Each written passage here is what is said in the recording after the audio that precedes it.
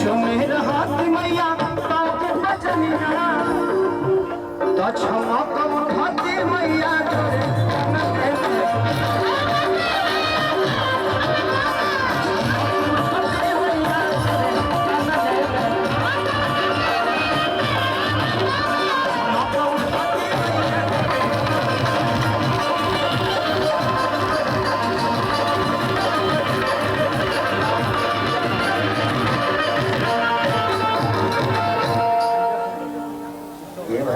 अमीर गरीब अमीर गाँव बा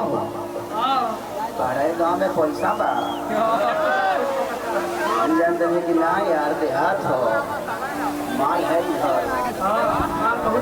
चरण भैया यहाँ लोग पैसे पे वोट नहीं देने वाले हैं क्योंकि दोनों खरीद के है देखो तो लगे कितना पैसा जितना हमारे भौजाई बड़ी सब बेटी तुर के आई बड़ी सब ये हो रहा है। मैं बहुत ऐसे कम देखता हूँ कि महिलाएं कभी हम लोगों को 2 रुपया दे। मैं पहली बार इधर 10 साल में एक बार दे दो तू निश्चित हम हो निश्चित बार बार आई बार ठीक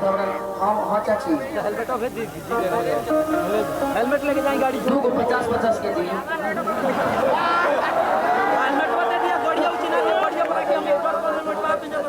देवे ना खुदरा करावे सब्जी वाला बुझाता रू 50-50 के मतलब है 100 के औरी ले ला ना चाची ला ना एगो है ना और ला है ना रे बढ़िया है ना रे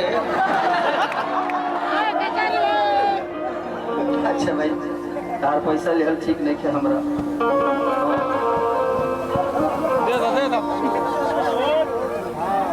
ले ला 50 के पहला 50 अच्छा 50 अच्छा ला ले सब रख ला तू कह के पैसा देता तू ये बड़ा ईमानदार मेरा भी बड़ी भाई हाँ ठीक मौसी ये बिहार है यार सरकार ये मैं पैसा हाथ में इसलिए नहीं लेता हूँ कि मुझे पैसे की जरूरत हर आदमी जब बड़ा आदमी कोई हो जाता है आप लोगों ने हर आदमी चाहता है कि एक बार इसको छू लें हम भी चाहते हैं कि हम अमिताभ बच्चन को छू लें तो आपके लिए तो सलमान खान को सरिये है ये मेरा ऐसा नहीं कि मुझे पैसे की जरूरत नहीं है बट जितनी जरूरत है पूरी हो चुकी है। मैं अपने जीवन में किसी दिन रहने के लिए घर नहीं था आज इतना घर है कि मैं रह नहीं पाता तो जीवन में ये है और लोग कहते हैं ना कि मैं गरीब पैदा हुआ ये मेरा सौभाग्य है जो मैं गरीब पैदा हुआ मुझे करने के लिए बहुत कुछ था एक अमीर के पास करने के लिए कुछ होता नहीं है उसके पास गाड़ी भी है मकान भी है पैसे बेचने वाला आदमी अपने आप को बस करता गया बनता गया मैं बनने के लिए कुछ नहीं किया कि मुझे स्टार बनना है नहीं जब हमारी शादी हुई थी तो मेरी वाइफ भी 6 महीने एक साड़ी में रही है लेकिन आज इतना साड़ी वजह को अटैची फाटा था आजकल तो सलवारे सूट पहने ले तो साड़ी पहने ले बाबूजी के सामने भूख तनी तो होला ना हमारे सामने का पहने ना ऐसे तो जिंदगी है जिंदगी आपको भी अवसर दिया है गरीब बना के वो अमीर बन जाइए माँ बाप का सेवा करिए दुनिया में 2 ही चीज है इसको कभी भूलिएगा मत एक माँ जो आपको दुनिया में लाई है और एक पत्नी जो पूरी दुनिया छोड़ के आपके पास आई है उसका सम्मान हमेशा करते रहिएगा। आइए वो भैया के आदेश से लगे वो भजन राम जी के ऊपर होके की चाहिए तो उनके सबसे प्रिय हनुमान जी के ऊपर गा देते हैं।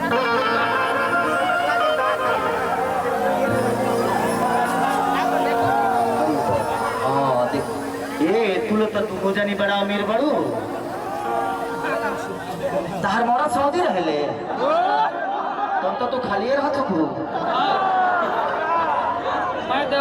हमारे मोरे सऊदी रहले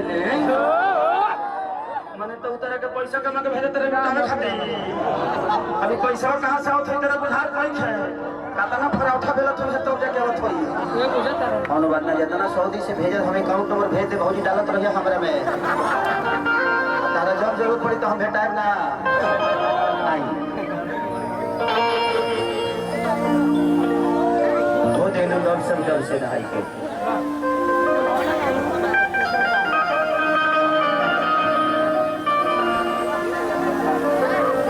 हनुमान जी का भजन गाता हूँ। उसके बाद ये राजनीतिक कार्यक्रम नहीं कहूंगा मैं इसको। इन्होंने ये राजनीतिक कार्यक्रम नहीं कराया है, बल्कि आप सबके लिए खेसरिया को बुलाया है कि कम से कम खेसरिया को इस क्षेत्र का आशीर्वाद मिल जाए। अरे की पाता लगवला तूता, की पाता लगवला तूता, समुंदर के पान के खुश भइल जान की आके हनुमान।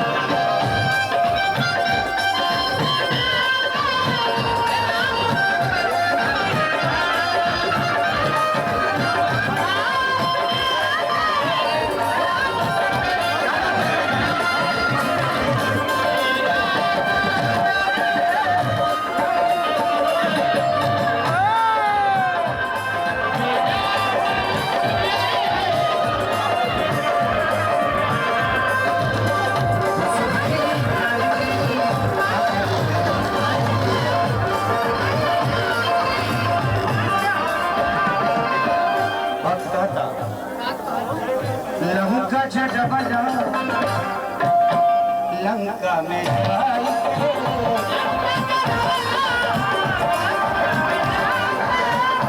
आशा देखवना नहीं देखा,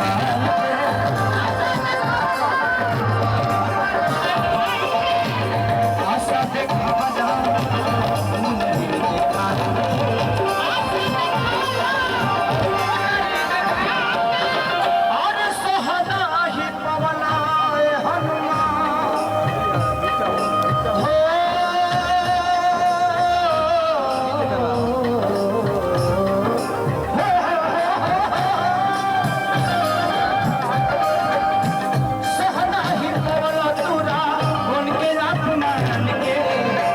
भइल जानकी आके हनुमान।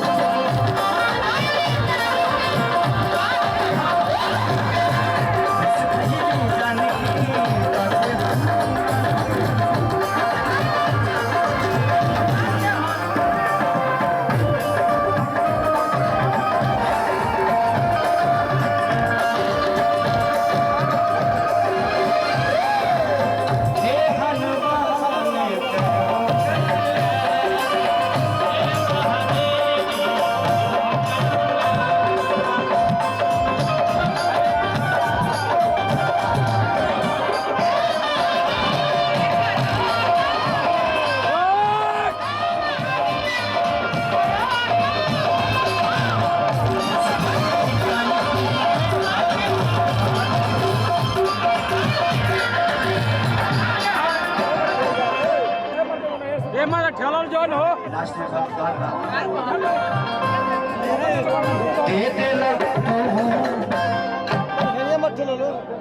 नासिक कैला भाग के खैला तू चल के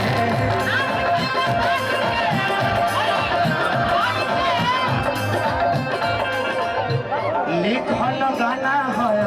जीत हल